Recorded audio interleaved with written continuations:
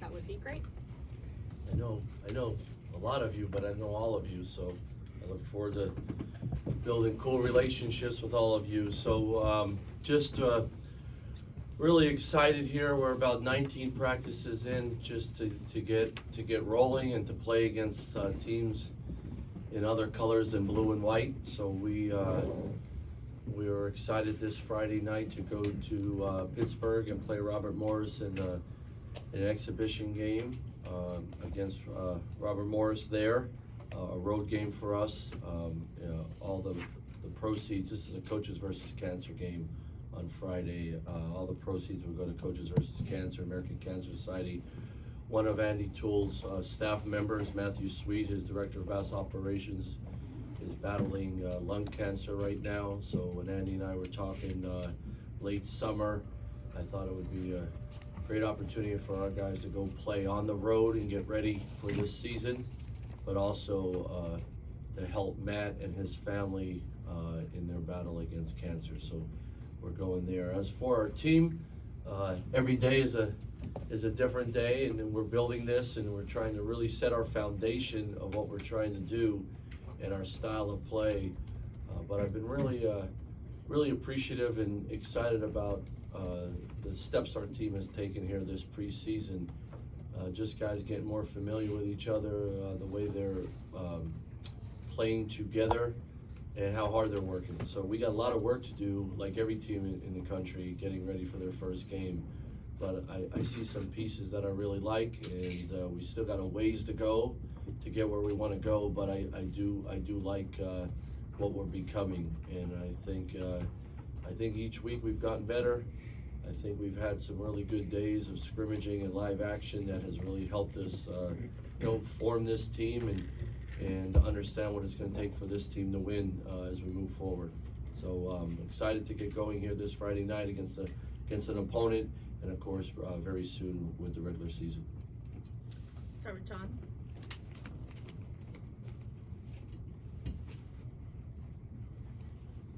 John, you're wearing that Phillies hat with some pride today. I like that. Always. Like many of us. John Sauber, Senator of the Times.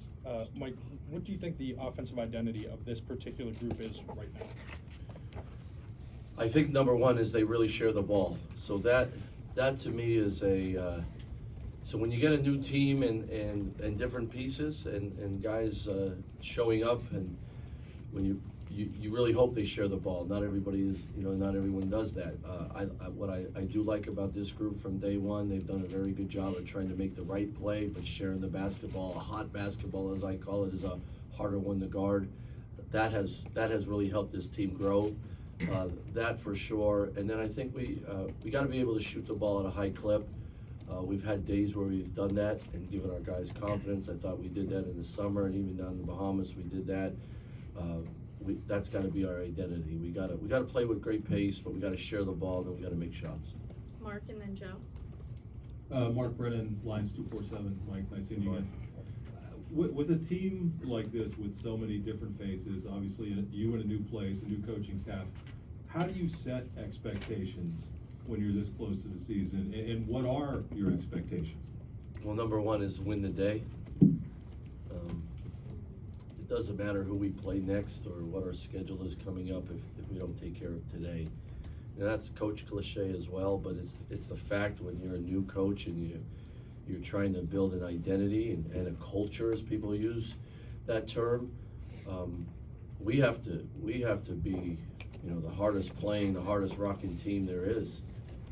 We got to set that tone every day against each other. So winning the day, when I say winning the day, is setting the tone every day of having high standards and high expectations.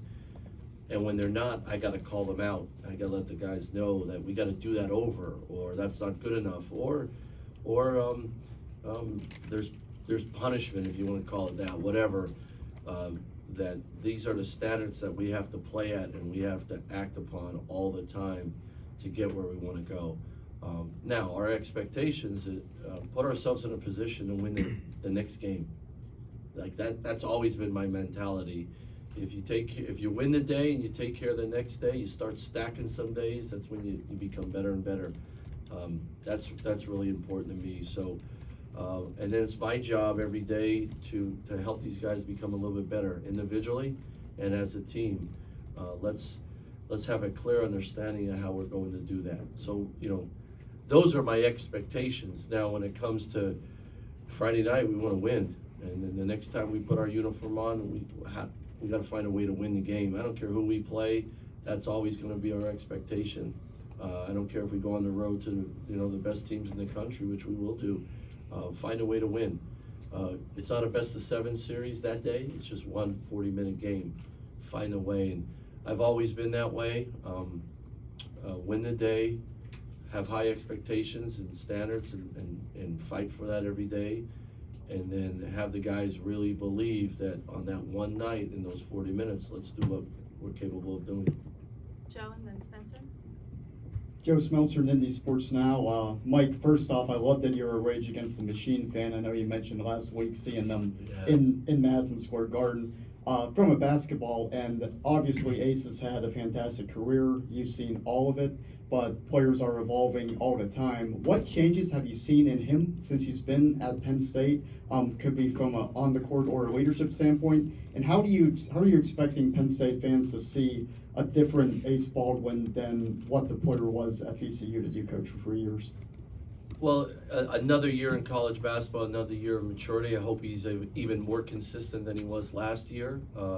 That's really important. I think his competitiveness has helped his teammates. One thing about Ace is he's ultra competitive, even in a shooting game or half-court scrimmage or to a live game that you'll see this year. He's got an edge, and I think it's helped other guys, all of us being new together, that it's okay to have that edge and to bring it out every day. So that, I think, is number one. We need that from him.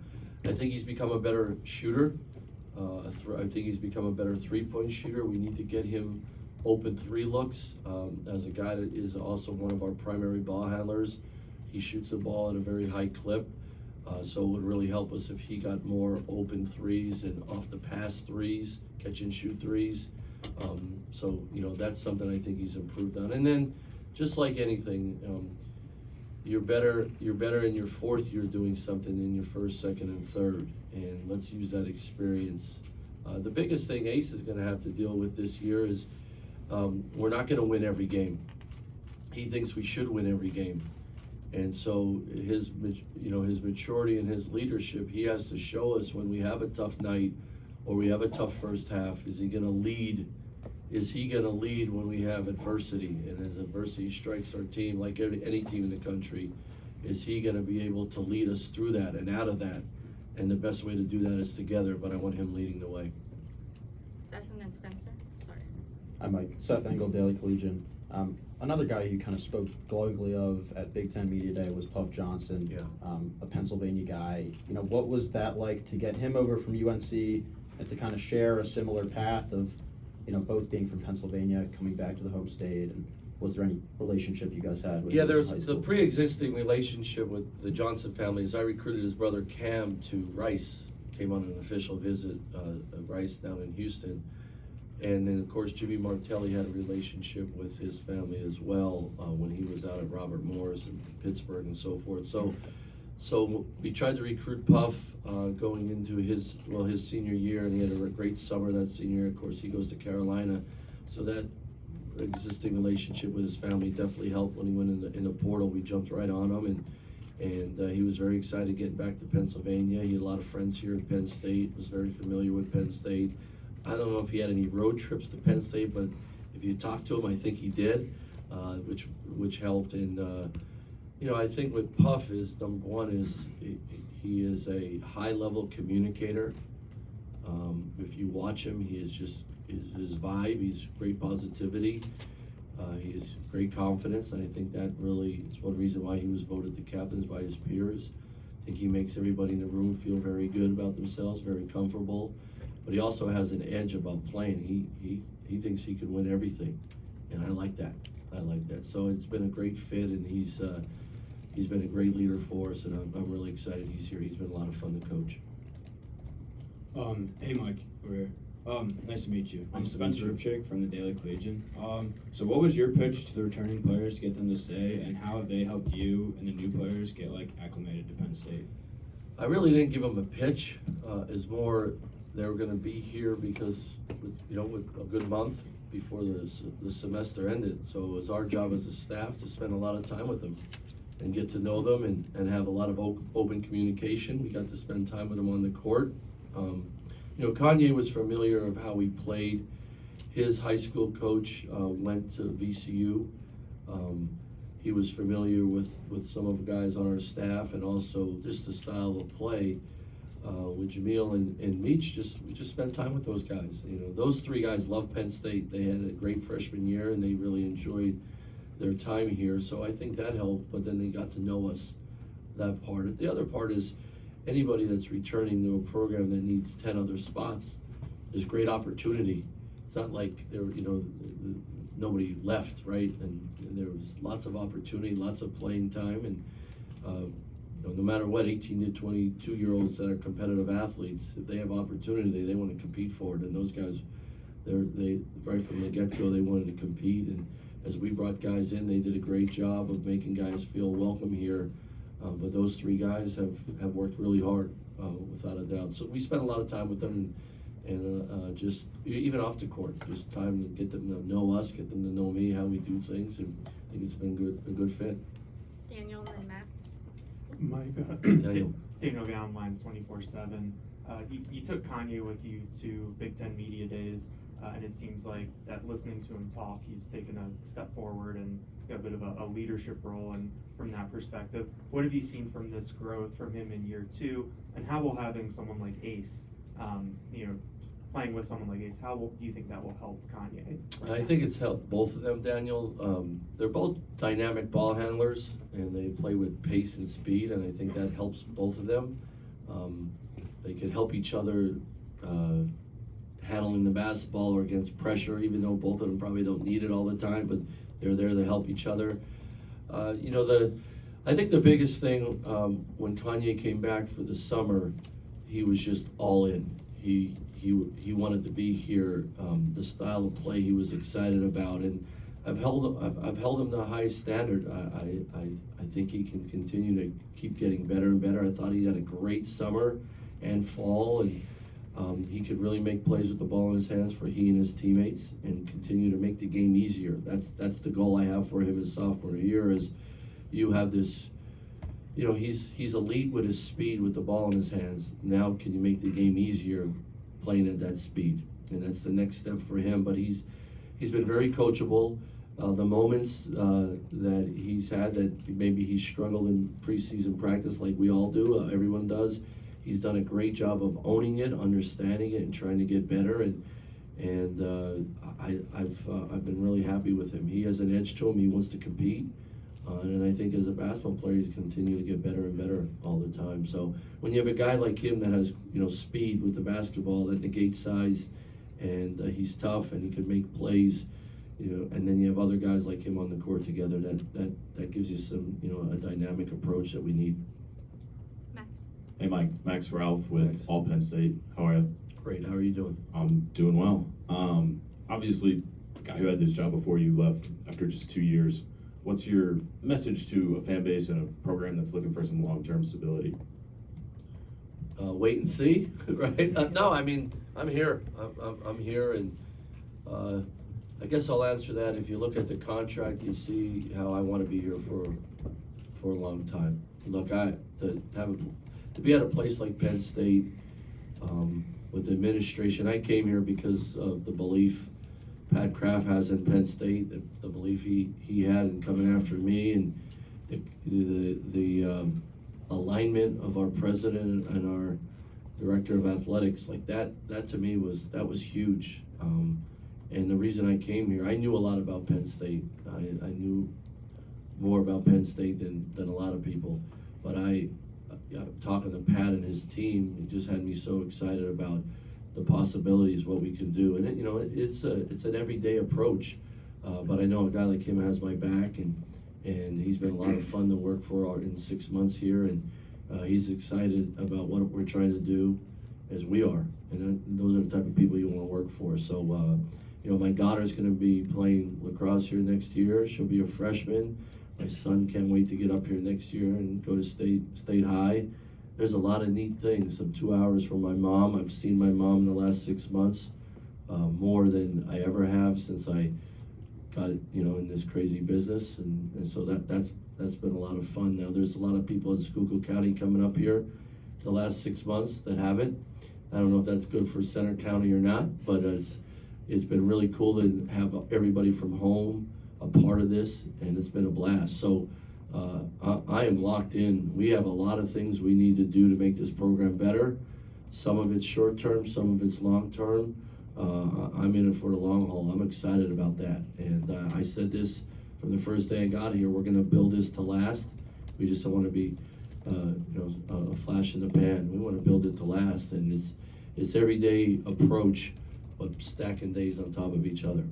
In the back. Coach, Shane Thomas with CNHI. How are you doing, Shane? Doing well, how are you? Great.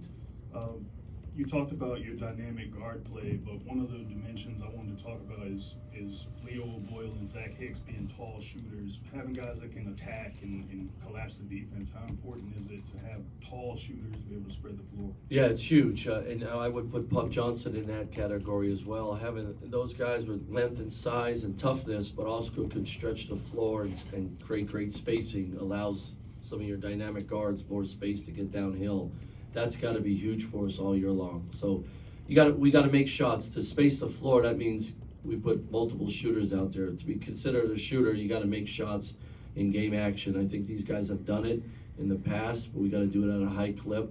And then it's going to allow guys like Ace and Kanye and DeMarco and Ray Q to get downhill and make plays, and Nick to make plays for those guys, but also for themselves at the rim. So that's huge. That was one, part of being in the portal as soon as we got here was finding guys with length and size, so we can guard people, but also be able to have enough skill, especially shooting skill, to stretch the floor and to make transition threes with everybody, but also stretch the floor in half court and make it harder to guard.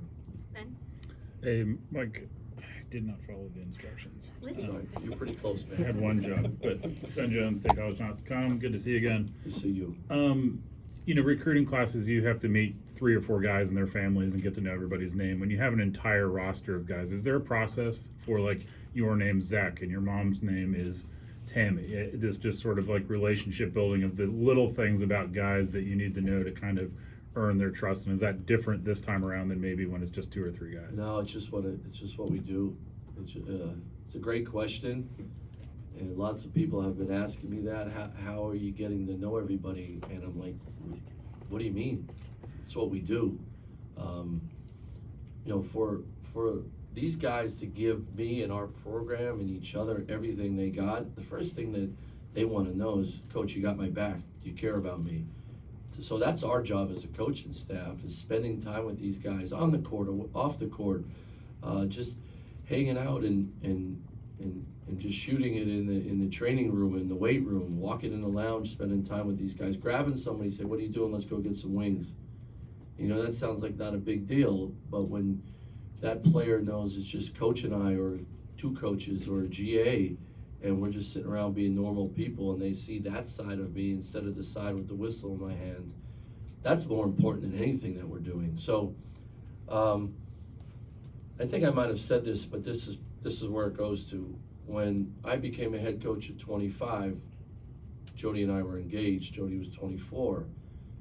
She said to me, if this is what we're going to do for the rest of our lives, let's make it about everybody and make this a big family. She said it, and because I was like this, and the one thing, that was the best piece of advice I got, because we made it more than basketball everywhere we've been on this crazy journey, adventure we have. And so, I hope 7 years from now, Kanye had a great career at Penn State and he has another basketball career, but he can't wait to get back to Penn State to see the coaching staff. Or when one of these guys get a job promotion, that they call Coach Rhoades or Coach Braun or Big B to let them know, because we'd be so proud of them. It has nothing to do with basketball. So, you know, I always say these guys give us all their time and their effort and their approach, right? Big portion of their life between 18 and 22. Let's make it more than basketball. So that's just me. Some coaches, it's just a basketball relationship. If it goes further, I want it to be the other way around. I want these guys to have real relationships with us beyond basketball. The basketball to me is the easy part.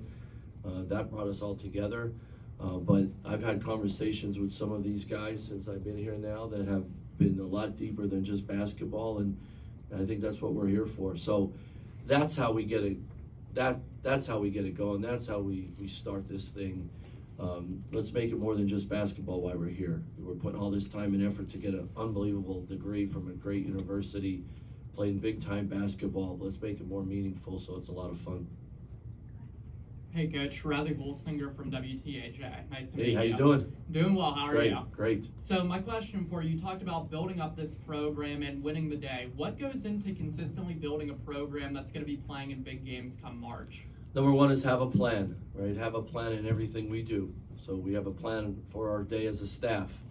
We have a plan for our players every day, from the weight room, from you know, the classroom to their meals, to their tutoring, to their basketball, to their workouts, to their individual workouts, to watching tape, all that. We have a plan, and then you work the plan. You stay organized, but then you work the plan, and you give the guys an understanding of what it's going to take on a daily basis to get where we want to go. So I just think if you work that plan every day, and you stack good days, I've said that term a few times, let's stack a couple days on top of each other, that's how you build it. And that's how you get from where you were to further along. I think that's really important. The other side of it is not to be afraid to put it out there. Like we're trying to win, and we're trying to win right away. And here's what it's gonna take, guys.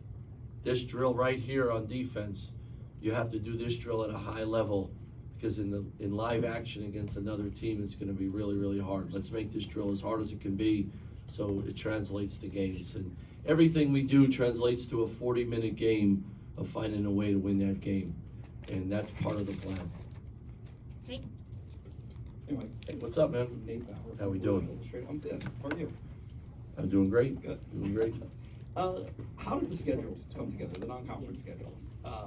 You have some unique, and even the conference schedule, obviously you have a game at Rec Hall. Just what all went into building all of that? You inherit some games, just all of it. Yeah, well, there were some already on the schedule, but you know, you heard me from day one talk about thinking outside the box. Let's do some different things with Penn State basketball.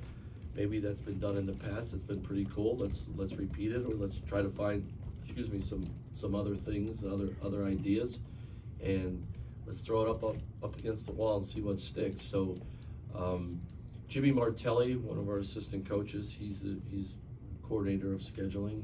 He's in charge of our scheduling. He's been next to me for a long time now, so he knows what I like when it comes to scheduling and trying to find some great games, but also timing wise and seeing if we could play at different places that way. So all of that stuff, just making phone calls and talking to event organizers, talking to other coaches out there looking for games. And then talking with our administration and just throwing things at them. What do you think of this? Can we pull this off and that? The Rec Hall game, I've heard it.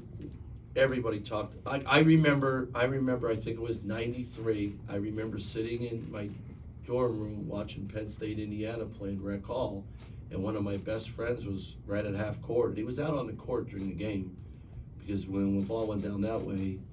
But I just remember that game. I remember how crazy it was at Rec Hall watching it. It was an ESPN game, I think.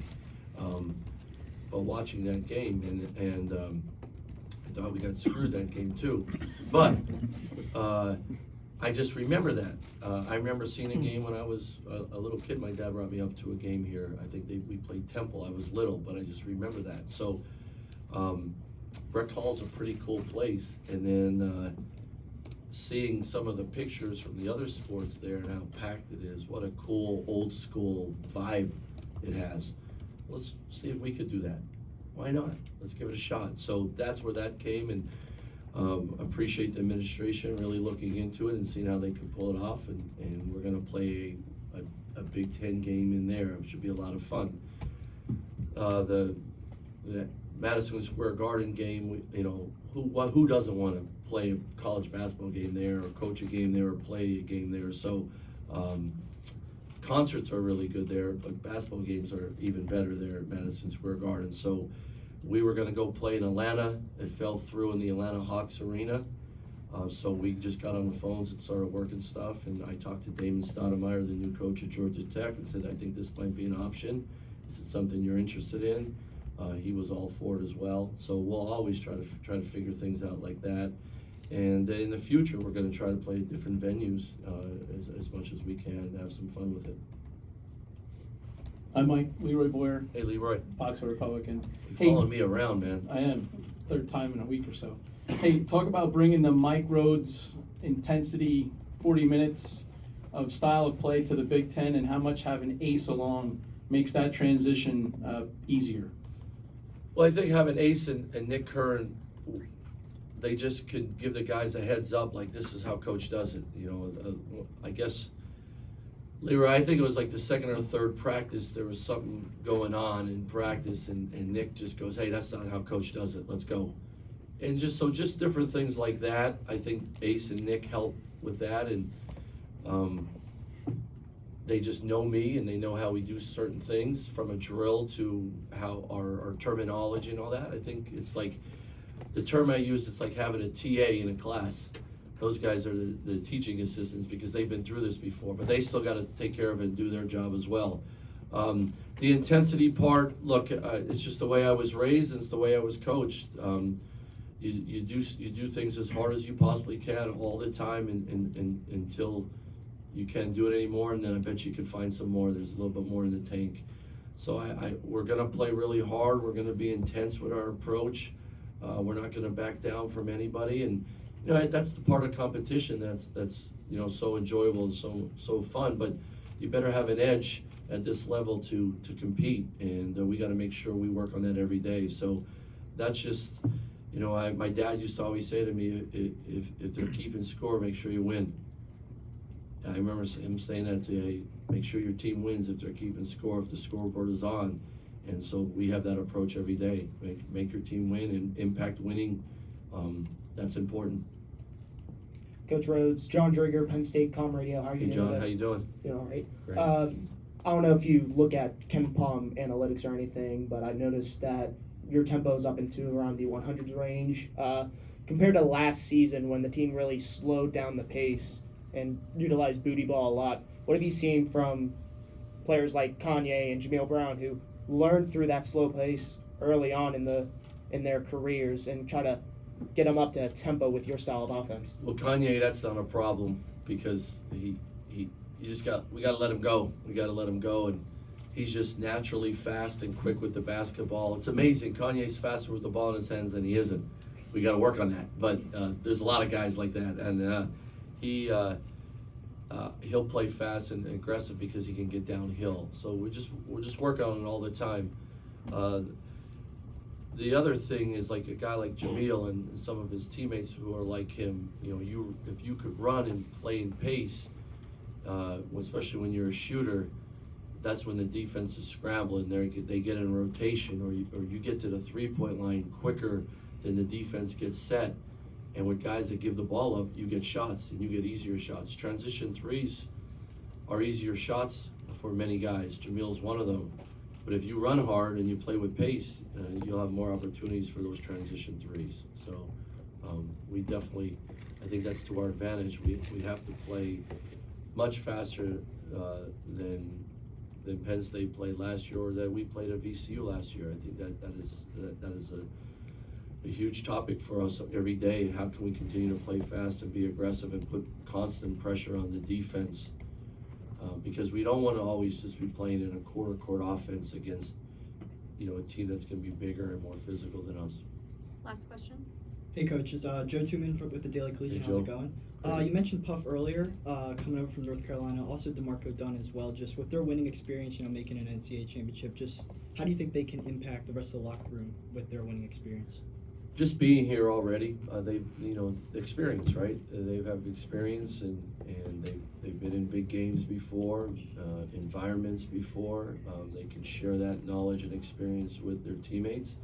I think the biggest thing for both of those guys, that those experiences helped them, but also created an edge for them, because the roles that they had at Carolina were different than the roles they're gonna have here.